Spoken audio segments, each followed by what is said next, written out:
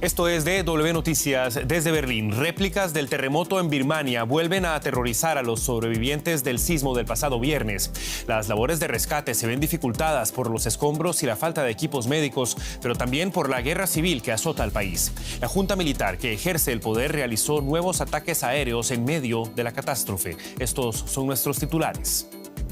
Mientras se unen esfuerzos para una respuesta global a la emergencia en Birmania, los rescatistas enfrentan nuevos movimientos telúricos y el temor a que la crisis humanitaria se intensifique por la guerra. Además, el jefe negociador de Hamas afirma que la milicia islamista aceptó una nueva propuesta de cese el fuego recibida de los mediadores. Israel, entre tanto, ofrece una contrapropuesta e intensifica la presión militar para liberar a los rehenes en la Franja de Gaza. Allí, los palestinos celebran en guerra la fiesta musulmana del fin del Ramadán. Y Rusia lanza ataques con drones contra Kharkov en Ucrania, dejando muertos y heridos, incluyendo a soldados que se recuperaban en un hospital militar. Los incesantes bombardeos acaban con la paciencia de Donald Trump, que amenaza a Vladimir Putin con sanciones si no coopera con un acuerdo de paz.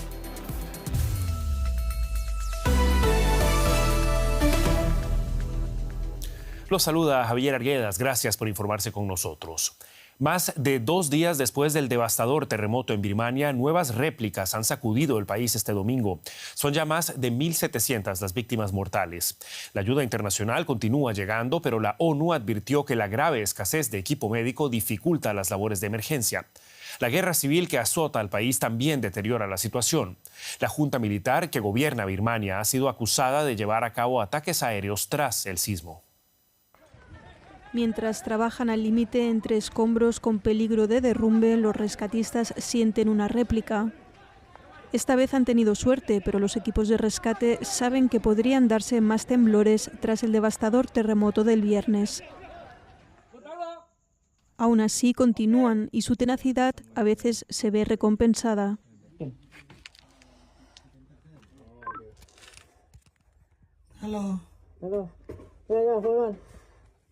Un equipo de rescatistas birmanos y de Singapur lograron sacar de entre los escombros a este hombre.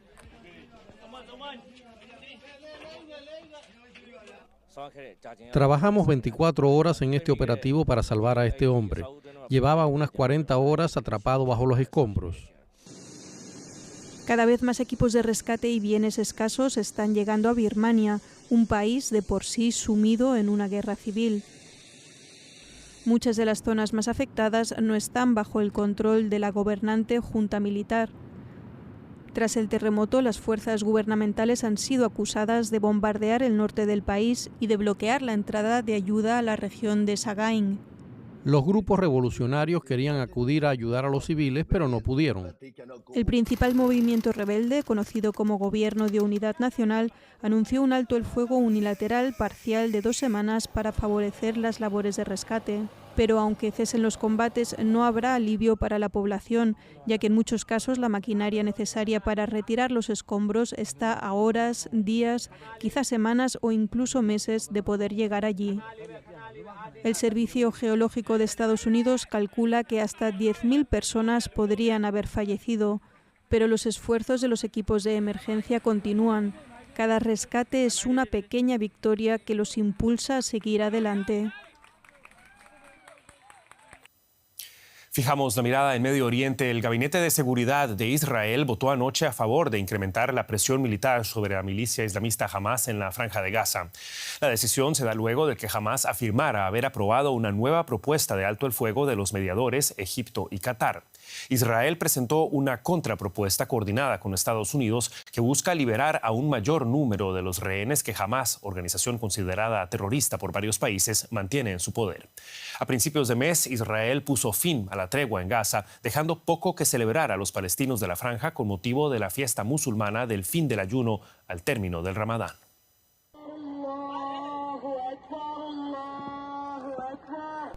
Estos palestinos se reúnen para rezar en Gaza entre ruinas. La fiesta del fin del ayuno se ha visto ensombrecida por los nuevos bombardeos y operaciones terrestres israelíes. Nos embarga la tristeza. Hemos perdido a nuestros seres queridos, a nuestros hijos, nuestras vidas y nuestro futuro. Hemos perdido a nuestros estudiantes, nuestras escuelas y nuestras instituciones. Lo hemos perdido todo, no queda nada. Israel y Hamás se culpan mutuamente del colapso del frágil alto al fuego que solo duró 2 meses. El Ministerio de Salud de Gaza, dirigido por Hamás, afirma que más de 900 personas han muerto desde que Israel reanudó sus ataques aéreos la semana pasada. Pero ahora, un alto cargo de Hamás afirma que el grupo militante palestino aprueba una nueva oferta de alto al fuego. Hace 2 días recibimos una propuesta de los hermanos mediadores de Egipto y Qatar. La tratamos positivamente y la aceptamos. Esperamos que las fuerzas de ocupación no la bloqueen ni pongan en peligro los esfuerzos de los mediadores. Según medios israelíes, la nueva propuesta incluye la liberación de otros 5 rehenes a cambio de una tregua de 50 días. El gobierno israelí dice haber recibido el plan y ha presentado una contrapropuesta coordinada con Estados Unidos.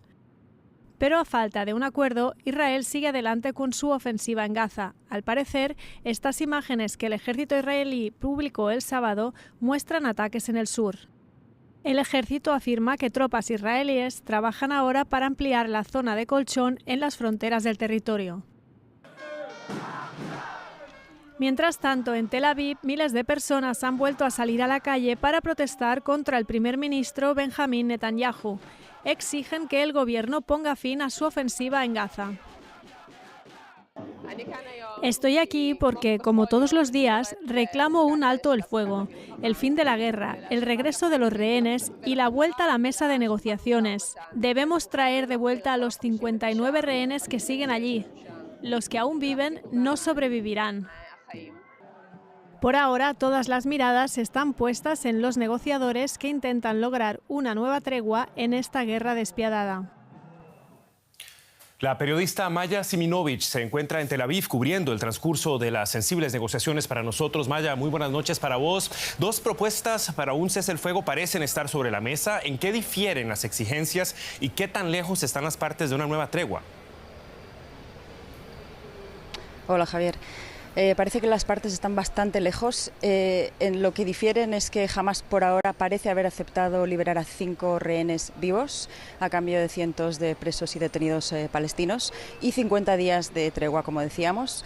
Israel, su contrapropuesta pide de 10 a 11 liberados vivos en el primer día de la tregua y todo el resto en el último día de la tregua. No se especifica cuántos días de alto el fuego. También en la primera propuesta, la egipcia, la que ha aceptado Hamás, es que se aumentará significativamente la entrada de ayuda humanitaria, comida, bebida, gasolina. Lo que sí tienen en común ambas propuestas es que el liberado único que están de acuerdo todos por presión estadounidense es el del soldado Eden Alexander. Por ahora, eso es lo que está pasando hasta que realmente se decidan las partes y concluyan, porque comenzó hoy el Eid el-Fitr, la fiesta musulmana, y por eso Hamás también está presionando para que comience el alto el fuego cuanto antes. Hay analistas que dicen que Hamás está presionando no solamente por las fiestas, sino también por las manifestaciones que hay en Gaza, que desea disolver. Ha habido ya un muerto y mientras tanto Hamás no realmente puede salir con las armas a disolver las manifestaciones por la fuerza, porque Israel está atacando y sería una ocasión para atacarles. Así dicen analistas de la cadena estatal Kan. Y así estamos, a la espera de que realmente esto se cierre a pesar de las diferencias. Era el reporte de Maya Siminovich desde la ciudad de Tel Aviv. Ya han transcurrido varias semanas desde que Estados Unidos lanzó iniciativas de diálogo para poner fin a la guerra en Ucrania, pero sobre el terreno los combates continúan. El ejército ucraniano reportó ataques con drones contra la ciudad de Kharkov, la segunda más grande del país. Vladimir Putin no parece tener ninguna urgencia en firmar un acuerdo de paz, mientras la paciencia del presidente estadounidense Donald Trump con el Kremlin parece comenzar a desvanecerse. Los intensos ataques rusos con misiles y drones continúan sembrando la muerte y la destrucción en Ucrania. Ello pese a que el Kremlin asegura que están evitando infraestructuras civiles. Este ataque en Kharkov dejó al menos 2 muertos y decenas de heridos. Algunos de ellos eran soldados internados en un hospital militar. Los centenares de drones que, según Kiev, fueron lanzados durante el bombardeo impactaron también en edificios y apartamentos y en un centro comercial. El ataque se produce a la vez que el presidente de Estados Unidos, Donald Trump, da muestras de estar perdiendo la paciencia con su homólogo ruso, Vladimir Putin.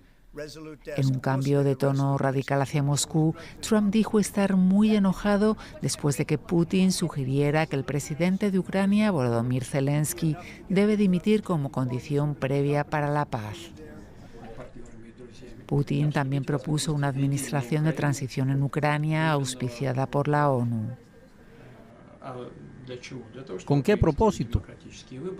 Para instaurar en el poder un gobierno viable que cuente con la confianza del pueblo y luego empezar a negociar con él sobre un tratado de paz.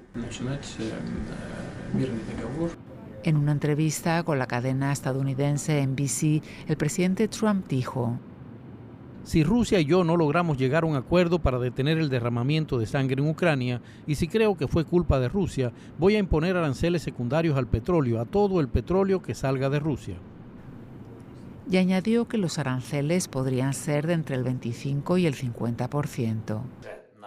La advertencia se produce cuando Zelensky hace un llamado a presionar más a Rusia para que ponga fin a los ataques y acepte un acuerdo de paz. Nuestros aliados deben entender que estos ataques rusos no solo van dirigidos contra nuestra población, sino también contra todos los esfuerzos internacionales y diplomáticos que pretenden terminar esta guerra. Trump ha convertido el fin de la guerra en una prioridad clave, pero después de 3 años de combate cada vez parece un objetivo menos realista a corto plazo. Y pasamos a noticias relacionadas con América Latina. 175 migrantes deportados por Estados Unidos llegaron este domingo a Caracas. La administración de Nicolás Maduro señaló que arribaron 54 personas menos de lo previsto y atribuyó la diferencia a lo que denominó un gran desorden por parte de las autoridades estadounidenses. Como en vuelos anteriores, los migrantes deportados fueron recibidos en la pista del Aeropuerto Internacional Simón Bolívar de Maiquetía, que sirve a Caracas, por el ministro del Interior, Diosdado Cabello, quien indicó que entre los deportados se encuentra alguien de peso reclamado por la justicia venezolana, aunque aclaró que no es un miembro de la organización criminal Tren de Aragua. Con este grupo ya son 6 los vuelos que han retornado al país provenientes de Estados Unidos y de México. Y el gobierno estadounidense notificó a las empresas internacionales que actualmente tienen negocios con la petrolera estatal venezolana PDVSA que sus permisos para exportar crudo y sus derivados de Venezuela han sido cancelados. Así lo confirmó el presidente estadounidense Donald Trump. Entre las afectadas se encuentran compañías como Repsol, Global Oil Terminals, Eni y Reliance Industries, que recibieron permisos durante la administración de Joe Biden para operar con petróleo venezolano. Aunque la mayoría ya había suspendido las importaciones tras el anuncio de Trump de un arancel del 25% a los compradores de crudo venezolano, ahora la medida obliga a estas empresas a liquidar definitivamente sus operaciones en territorio venezolano. Y en México entró en vigor la prohibición para la venta de la llamada comida chatarra en todas las escuelas del Sistema Educativo Nacional. La ley apunta directamente a alimentos ultraprocesados considerados de bajo valor nutricional y alto contenido de azúcar, grasa, sodio y bebidas azucaradas que han sido parte de la dieta de los estudiantes mexicanos durante décadas.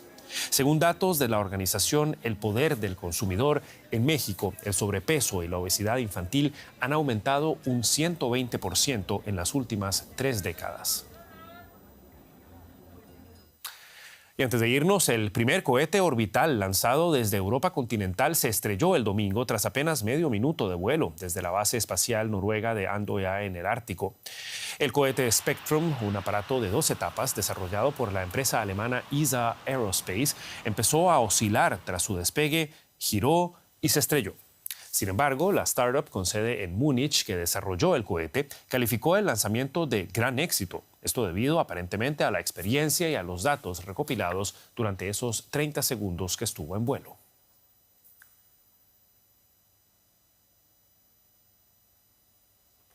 Y con esto llegamos al final de esta edición de DW Noticias. Quedan al día con la actualidad internacional. Recuerden que pueden mantenerse al tanto en dw.com y en nuestras redes sociales buscando DW Español. Los acompañó Javier Arguedas junto a todo el equipo aquí en Berlín. Hasta una próxima ocasión y que la pasen bien.